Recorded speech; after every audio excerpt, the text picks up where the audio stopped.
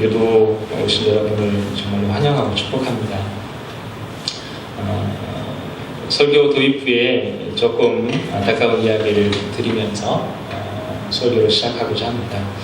신문에서 나온 기사인데요. 이렇게 시작됩니다.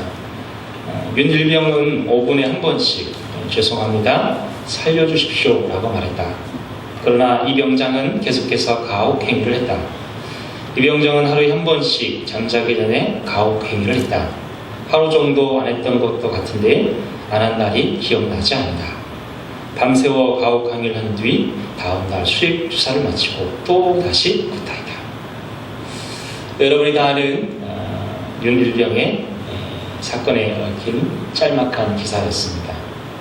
육군 28사단에서 선임병들로부터 상습 구타를 당한 윤일병 사건에 이어서 이번 주에는 김해에서 15살 여고생이 끔찍한 폭행과 괴롭힘을 당하다 주차장에서 이렇게 버려진 채로 발견되어서 온 국민의 공분을 사고 있습니다.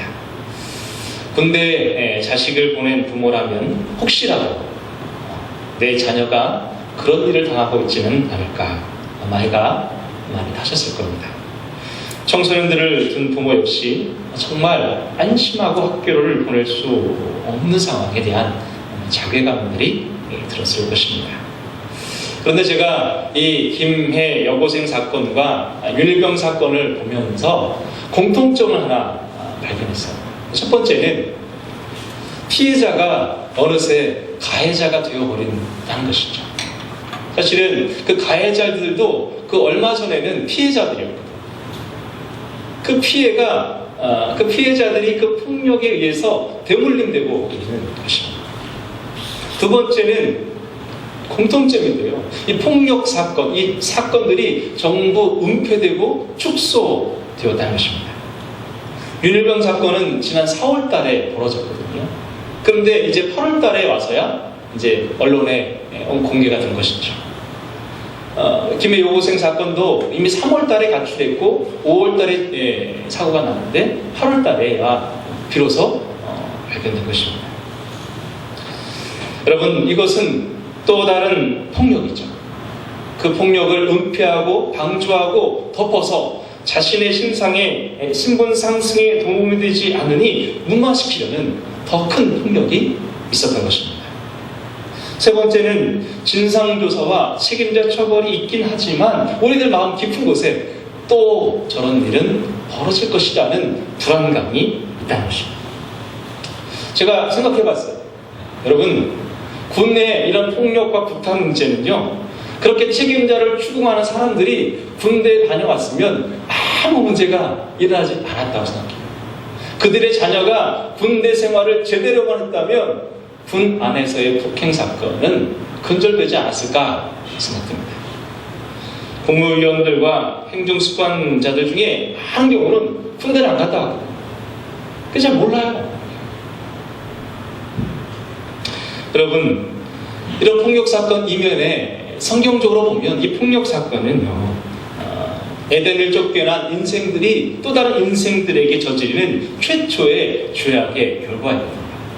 창세기 3장에서 선악을 알게 하는 나무를 따먹은 아담과 하와는 그 생명나무가 있는 에덴 동산에서 추방당했죠.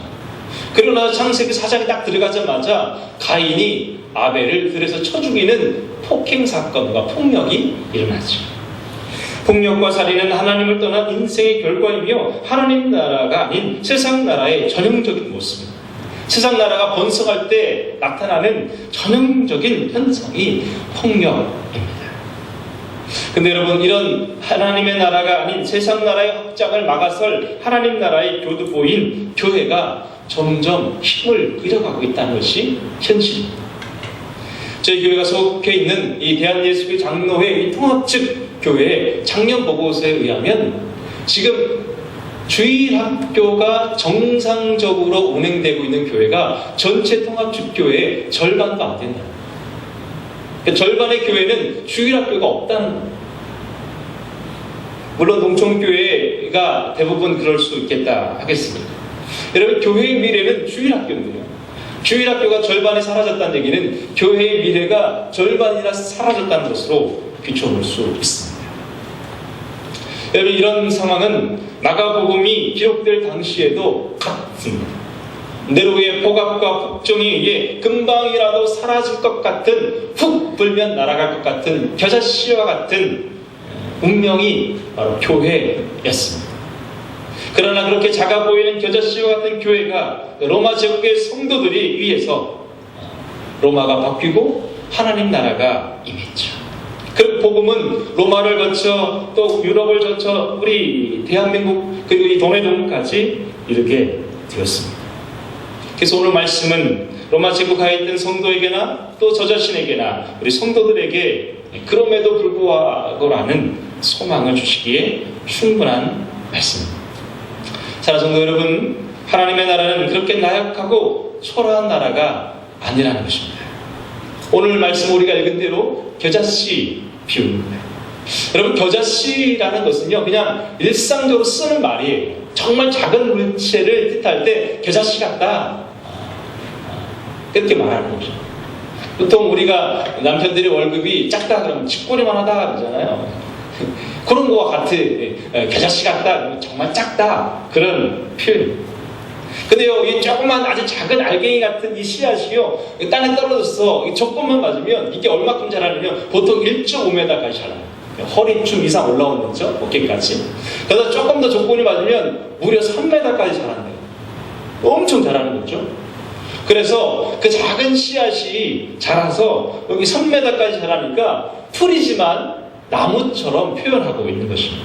즉 시작과 끝의 아주 극명한 대조를 오늘 보여주고 있다라고 할 수 있습니다.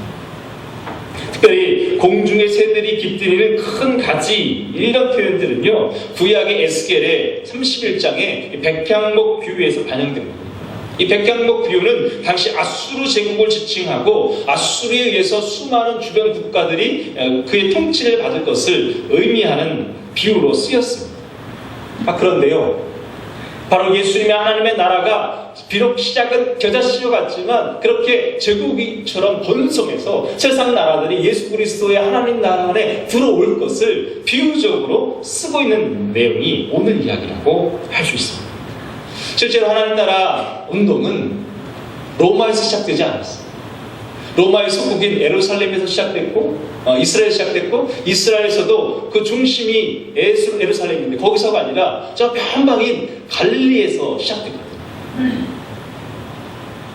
여러분, 그러나 그 시작은 세상의 안목으로 보았을 때 아주 미미했지만, 그러나 그 하나님 나라 복음은 한 세대가 가기도 전에 이스라엘을 변화시키고 그리고 로마에까지 들어가서 로마를 변화시키기 시작했습니다. 그 로마의 변화는 유럽을 거쳐 미국을 거쳐 바로 우리 대한민국과 이 도내동까지 이르게 된 것입니다. 어제 그제 우리가 지난주에 보았던 은밀하게 자라는 씨의 비유, 바로 그 성장이 아주 은밀하지만 점진적이지만 확실하게 열매를 맺는다, 은밀성을 보았다면, 오늘 이 겨자씨는 시작과 끝의 극명한 대조를 통해서 시작과 결과의 상이성을 보여주는 말씀입니다. 은밀함과 상이성. 그래서 오늘 겨자씨 안에 들어있는 하나님 나라의 의미를 한번 다시 살펴보았으면 좋겠습니다. 첫 번째로 겨자씨는 하나님 나라 생명을 담지하고 있습니다. 30절부터 31절 말씀을 같이 읽도록 하겠습니다. 시작. 또 이르시되 우리가 하나님의 나라를 어떻게 비교하며 또 무슨 비유로 나타낼까? 겨자씨 한 알과 같으니 땅에 심길 때에는 땅 위의 모든 씨보다 작은 것이로되. 여러분, 아주 작은 씨앗으로 비유되는 겨자씨. 그런데 성경은 더 극단적으로 표현되어 있는데 한 알이라고 표현되어 있어요. 동그라미 해보세요. 한 알이라고 표현합니다. 그 작음을 더욱 강조하고 있습니다. 이러한 사실은 땅에 심길 때에 땅의 모든 씨보다 더 작다는 설명구에서 다시 한번 반복되고 있습니다. 아주 강조된 것이 좀 과장한 듯처럼 보입니다. 근데 여러분, 이 씨 안에 무엇이 있다는 거예요? 생명력이 있다는 것입니다. 작지만 작은 것 안에 생명이 있다는 것이 중요한 것입니다. 여러분, 예수님이 말구유에서 태어나셨습니다. 목수의 아들로 태어나셨습니다. 지구의 한 모퉁이인 갈릴리에서 사역을 하셨습니다. 그래서 보통 우리가 인간적으로 눈으로 보면 정말 겨자씨 같은 거죠. 아무것도 없어 보이는, 아주 미미해 보이는 것입니다. 여러분, 메시아가 오셨다면요, 로마 제국을 무찌르고 해방시키고 이렇게 해야 되는 거 아니에요? 근데 예수님이 하신 일은 가난한 자와 병든 자와 창기와 세리들과 먹고 마시고, 그가 한 일은 그냥 갈릴리 촌부들, 그 어부들을 데리고 3년 동안 먹고 자고, 뭔 제자 훈련인지 뭔지 모르겠지만 하여튼 불황자처럼 떠돌아다니는 것밖에 없단 말이죠. 이건 하나님 나라 왕으로서 해야 될 일은 아닌 것이죠. 초라한 것이죠. 그런데 여러분, 그 초라해 보이는 겨자씨 같은 예수님이 AD와 BC를 나누는 역사의 정점에 있었죠. 로마 권력을 무너뜨렸습니다. 세계 문화와 정신을 숨들이채 바꿔버렸죠. 여러분, 작다고 보이지 않다고 열등감을 가질 필요는 없습니다. 교회가 작다고, 집이 작다고, 회사가 작다고 움츠릴 필요가 없습니다. 여러분, 물 한 방울이 모여서 바다를 이루는 것이죠. 설탕 조금 가지고도 단맛을 내고요, 소금 조금으로도 맛을 낼 수 있는 것이죠. 조금의 비누로도 온몸을 닦을 수 있는 것입니다. 작은의 햇빛으로도 충분히 식물을 살릴 수 있습니다. 여러분, 작은 것이 초라한 것이 아니라 생명이 없는 게 초라한 거예요. 아무리 크고 화려한 교회라도 생명력이 없으면 수치스러운 거죠. 아무리 위대한 문학 작품일지라도 영문학 역시도 알파벳 26자로 만들어집니다. 아무리 화려한 음악도요, 8옥타브와 음계 안에 다 있는 거예요. 우리 문학 역시 자음과 몸으로 이루어져 있습니다.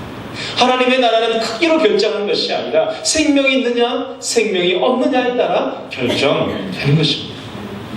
마태복음 17장 10절에 예수님이 이렇게 말씀하시죠. 이르시되 너희 믿음이 작은 까닭이라 진실로 너희에게 이르노니 너희 만일 너희에게 믿음이 겨자씨 하나를 만큼 있어도 이 산을 명하여 여기서 저기로 옮기라 하면 옮겨질 것이요 너희가 하지 못할 것이 없을 것이다.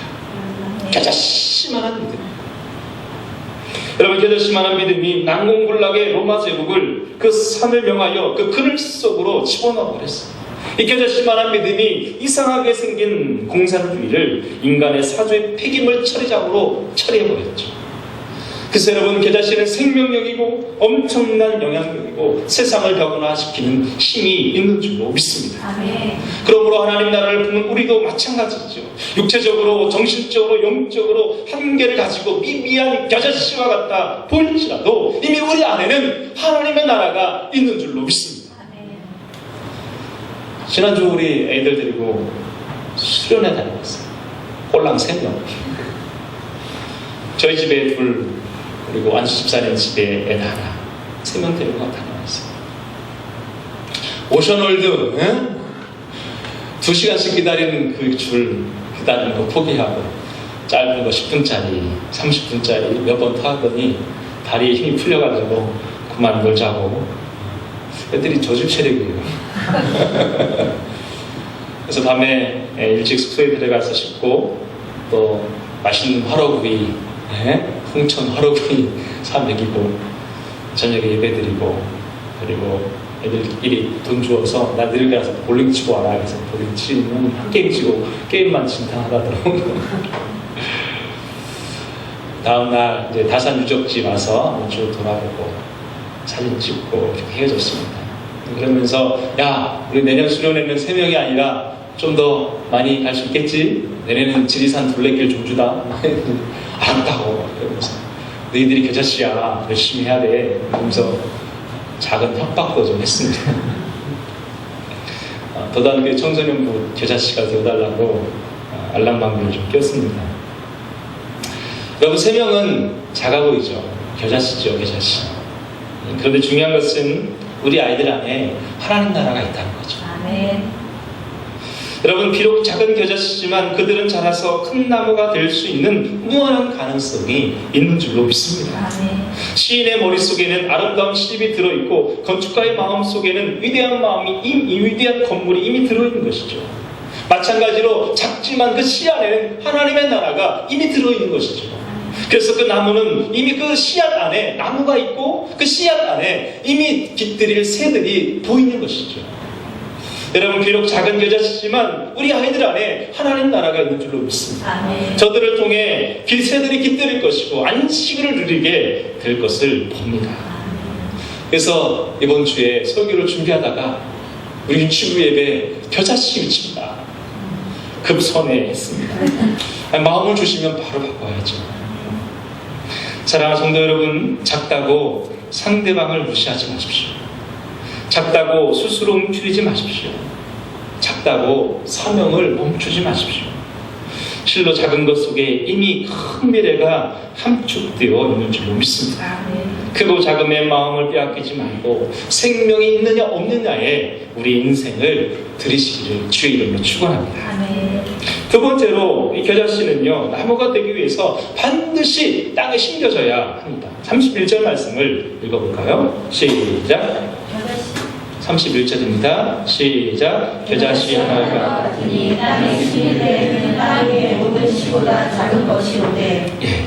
겨자씨가 아무리 생명력이 있어도 심겨지지 않으면 그저 겨자씨에 불과하죠. 그러나 심겨지면 달라집니다. 오늘 성경에 보면 이런 표현이 있어요. 자라서 모든 나물보다 커지며 큰 가지를 낸다. 즉 놀라운 성장에 관한 동사들이 아주 많이 극단적으로 쓰여지고 있습니다. 이렇게 되는데 한 가지 근데 조건이 있다는 거죠. 그게 뭐예요? 심겨져야 돼요. 심겨져. 하나님 나라의 복음의 씨앗을 진리로 받아들인 그 사람들이 그 세상 안에서 심겨지고 희생되어지고 죽어져야 한다는 것이죠. 지난주에도 언급했듯이 요한복음 12장 24절에 보면 내가 진실로 진실로 너에게 이르노니 한 알의 밀이 땅에 떨어져 죽지 아니하면 한 알 그대로 있고 죽으면 많은 열매를 맺는다 라고 되어 있습니다. 여러분, 심겨지면 싹이 나고 이삭이 돋고 곡식이 되고 30배, 60배, 100배의 열매를 맺게 되는 것입니다. 그러므로 씨앗인 우리는 죄악에 물든 이 세상 안에서 심겨지고 죽어지고 헌신해야 되는 줄로 믿습니다. 척박한 땅, 어둡고 깜깜한 땅 속에 들어가야 되는 것이죠. 그것이 길가밭일지라도 돌짝밭일지라도 가시덤불이 있는 땅이라도 아니 오토바이밭이라도 상관없이 농부가 뿌리는 대로 순종하며 그곳에 심겨져야 되는 것이 우리의 사명인 줄로 믿습니다. 우리가 세상에 들어가 그들의 마음에 씨앗을 뿌려줘야 되고 심겨져서 영향력을 미쳐야 합니다. 그러기 위해서 우리는 다음과 같은 말씀을 좀 집중해서 들을 필요가 있어요. 마태복음 10장 16절 말씀인데요. 한번 찾아서 읽어보시면 좋겠습니다. 마태복음 10장 16절입니다. 마태복음 10장 16절입니다. 찾으셨으면 아멘. 한번 읽어볼까요? 시작. 보라 내가 너희를 보냄이 양이 이리 가운데 보냄과 같다. 그러므로 너희는 뱀같이 지혜롭고 비둘기같이 순결하다. 예수님은 분명히 말씀하십니다. 양을 이리 가운데 파견하신다고 말하죠. 즉, 이 말씀은 복음에 대해 끝없이 반항하는 이 적대적인 잔인한 세상으로의 파송을 이미 주님은 알고 있었다는 것입니다. 이 말씀은 우리의 실존이 복음 때문에 고난을 받을 준비를 이미 마쳐야 한다는 것입니다. 그러기 위해서 두 가지를 준비해야 되는데 뱀처럼 지혜롭고 비둘기처럼 순결하는 것이죠. 여러분, 뱀처럼 지혜롭다 이 말은 고대 근동에 쓰여진 속담이에요. 그건 무엇을 말하냐면 신중하고도 분별력 있다라는 뜻입니다. 이 말은 신중한 분별력을 가지고 하나님의 자녀로서 마귀의 위험에서 스스로 벗어날 것을 말하는 것이죠. 그런데 이 신중한 분별력은 바로 지혜로움이 순결함의 이 지혜로움에서 떨어져 나가면 그 지혜로움은 순간 교활함이 되는 거예요. 그래서 지혜로운 사람은 순결함이 있어야 되는 것입니다. 반대로 제자들이 지혜로울 뿐 아니라 순결해야 되는데요. 이 순결이라는 말은 부패한 것에서 혼합되지 않은 순수한 상태를 말하는 뜻인데요. 근데 이 순결함이요, 지혜로움이 없어지면 어떻게 되냐면 어리석음과 무지로 전락하게 되어 있습니다. 그러니까 지혜와 순결은 늘 같이 가는 것입니다. 이것을 오늘 우리의 표현으로 표현하면 신앙의 순수성과 삶에 대한 전문성, 이렇게 보면 좋을 것 같아요. 순수하면서도 전문성이 있어야 하나님 나라를 이 땅에 심을 수 있는 것입니다. 제가요, 신학교에 다니기 전에, 가기 전에 S전자 가전사업부에 있는 중견 전자회사에 6년 정도 직장 생활을 한 적이 있습니다. 그 전자회사의 일부 완제품과 그 S자동차에 필요한 완성 부품을 만드는 그런 회사였었는데요. 제가 맡은 일은 공장 전체의 시설을 관리하는 일이었습니다.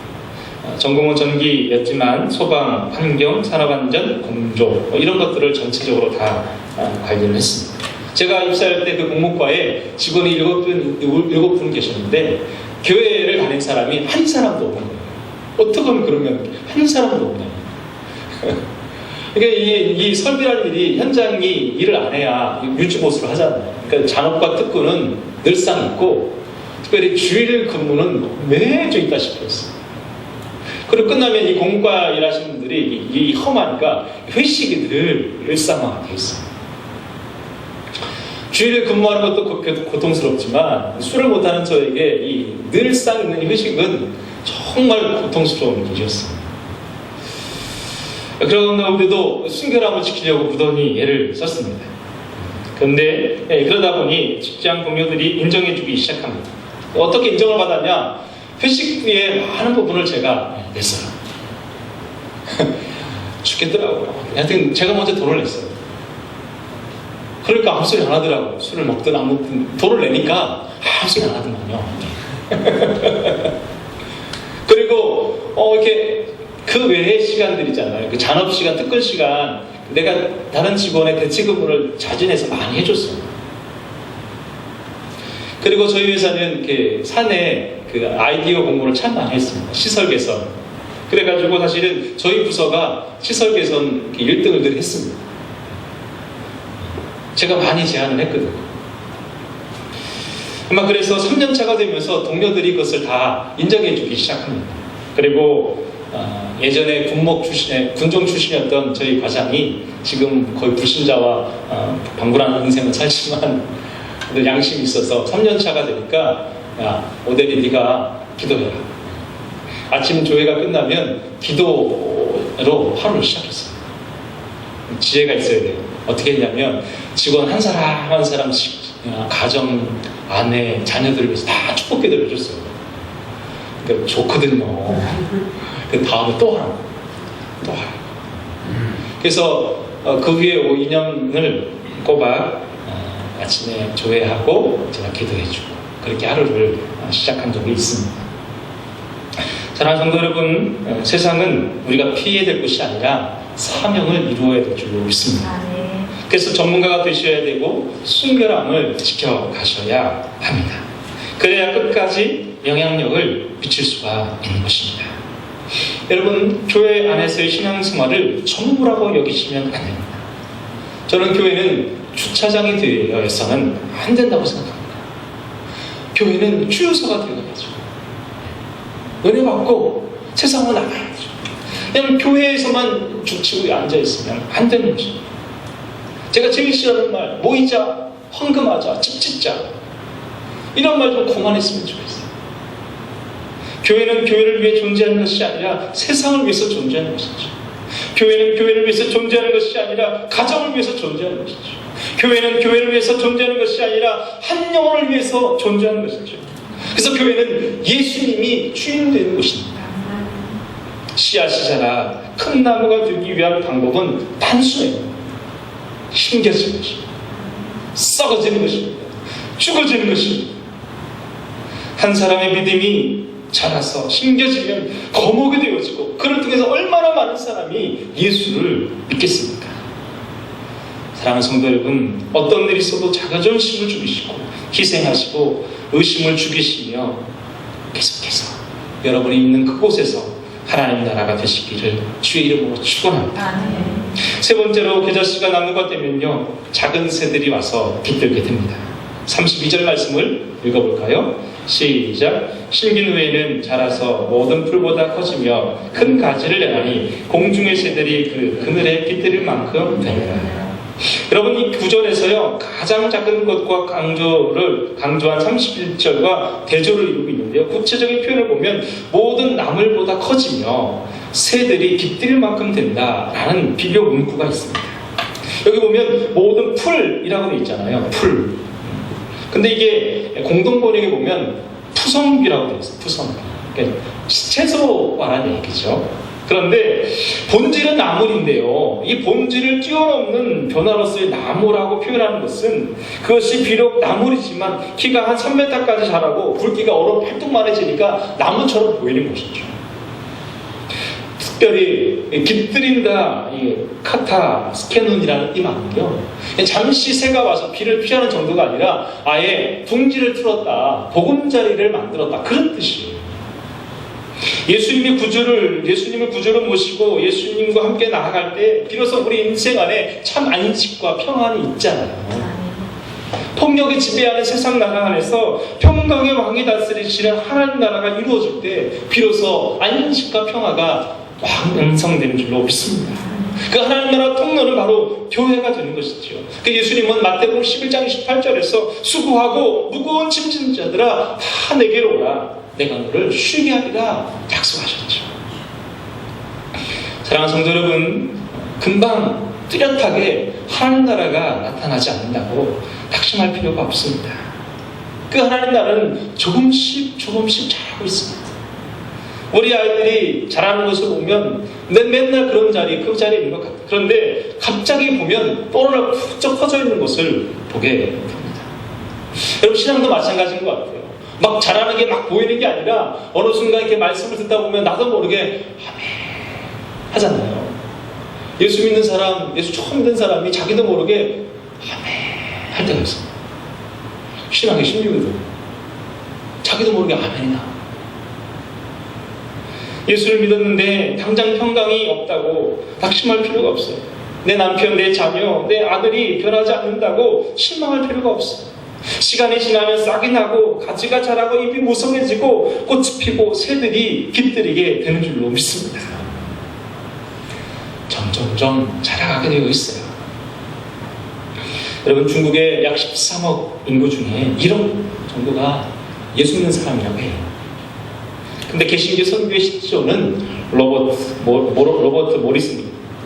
이 사람이요 마카오에 들어오고, 그리고 7년 만에 겨우 한 사람 세대죠. 그리고 25년 동안 선교 사역을 하면서 겨우 10명을 개종시켰어요. 그게 중국 선교의 처음이에요.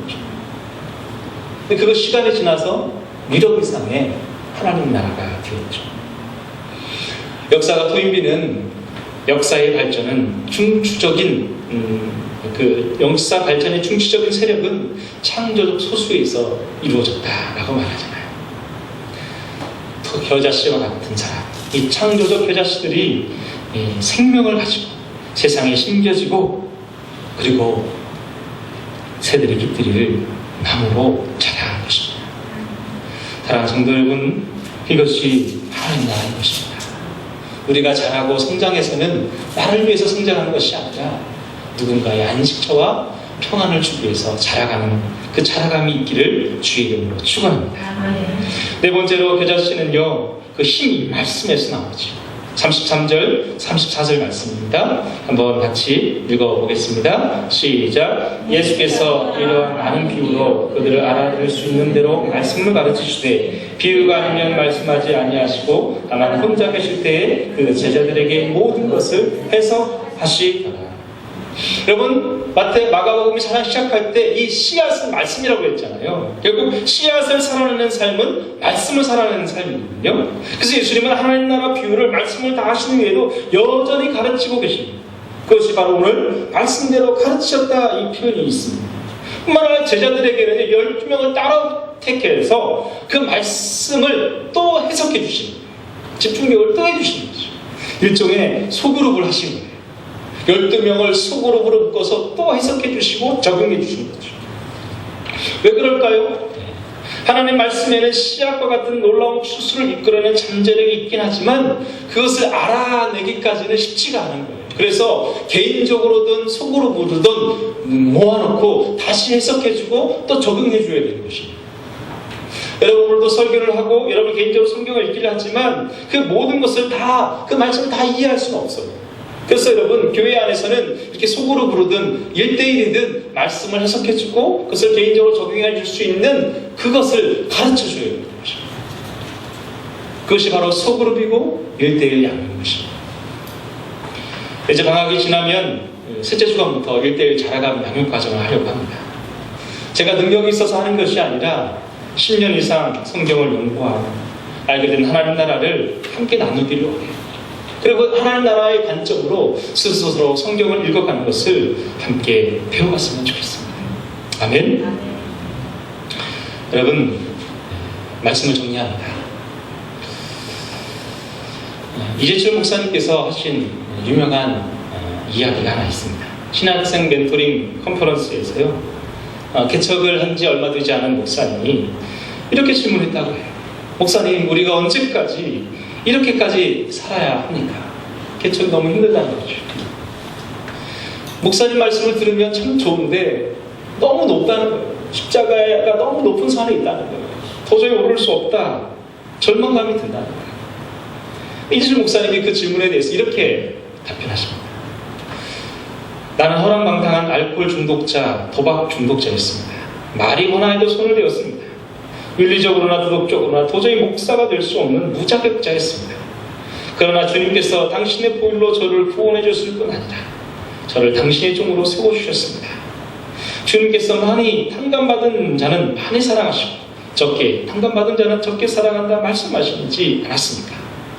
저는 세상에서 가장 많이 탕감받은 사람입니다. 그래서 저는 이렇게 살 수밖에 없고 죽도록 그분께 충성할 수밖에 없습니다. 우리의 목표의 동기의 출발점이 내가 아니고 그분이 된다면 이렇게까지 해야 되냐고 물을 것이 아니라 이 길 외에 어떤 길을 가겠냐고 물어야 되지 않겠습니까? 사실 이재철 목사님 지금 암 투병 중에 계십니다. 이 고백이 저에게는 잘 박힌 것처럼 들립니다. 그러면서 이 다음 말씀은 구도자의 삶을 살자는 거예요. 예수 그리스도를 따라가는 사람이 되자는 것입니다. 사랑하는 성도 여러분, 겨자씨는 예수님이셨습니다. 그 예수님은 오늘 우리에게 겨자씨의 삶을 요구하고 계십니다.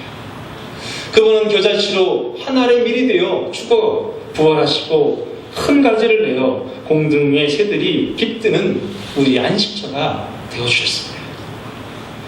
그리고 그분은 그렇게 잘 살아내셨습니다. 겨자씨는 생명력이고 겨자씨는 신겨짐이며 겨자씨는 안식처가 되어주는 것이며 겨자씨의 힘은 말씀에서 나오는 것입니다. 바로 예수님처럼 그 겨자씨의 삶을 우리에게 주었습니다. 그 겨자씨의 소명을 우리가 이어서 잘 감당하시기를 주의 이름으로 축원합니다. 기도하겠습니다.